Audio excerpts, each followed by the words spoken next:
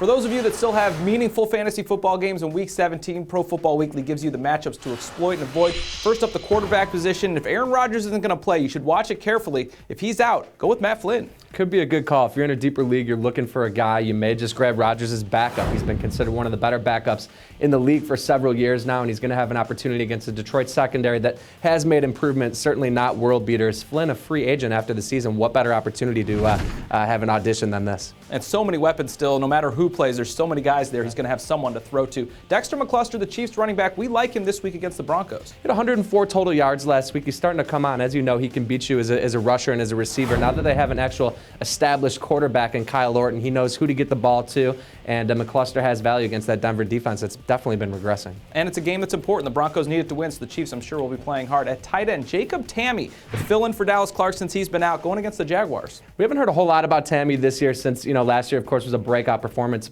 for him. But like other Colts skill position players, no Peyton Manning means Tamme has been down this year. But in Week 10, the previous matchup against the Jaguars, had 6 receptions for 75 yards. We saw what the Jaguars defense had done to it by Jared Cook at tight end last week. They've had issues in the middle of the field. Tamme can exploit that. I know Jared Cook all too well. He cost me a championship last week. In the avoid section of things, Rex Grossman, who's put up decent numbers for the Redskins. We don't like him this week against the Eagles. No, we don't. The Philadelphia Eagles may not be playing for a playoff spot, but they're on an absolute tear defensively. Grossman, as you mentioned, has been a little bit better, but intercepted 4 times the last time he met the Eagles, and that's kind of a risky play this week. Chris Johnson has been a disappointment all year long for his owners, and no different in Week 17. We're saying stay away against the Texans. He's dealing with a high ankle sprain, took a pain-killing injection last week, didn't fare very well because of it. This is CJ barely 1K this season. We don't know if he's even going to get to 1,000 yards rushing.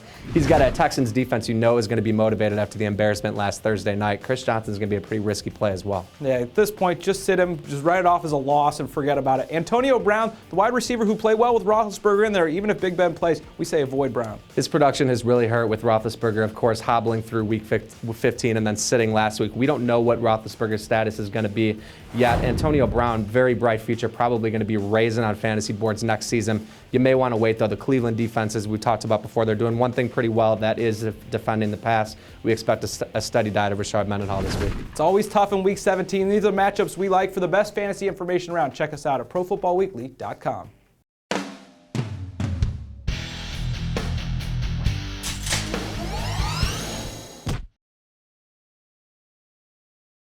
It's never too early to start thinking about the NFL Draft, and Pro Football Weekly's new draft database has you covered. Check out updated player rankings for over 750 prospects and our exclusive PFW Stock Watch. Just go to the Draft tab at ProFootballWeekly.com.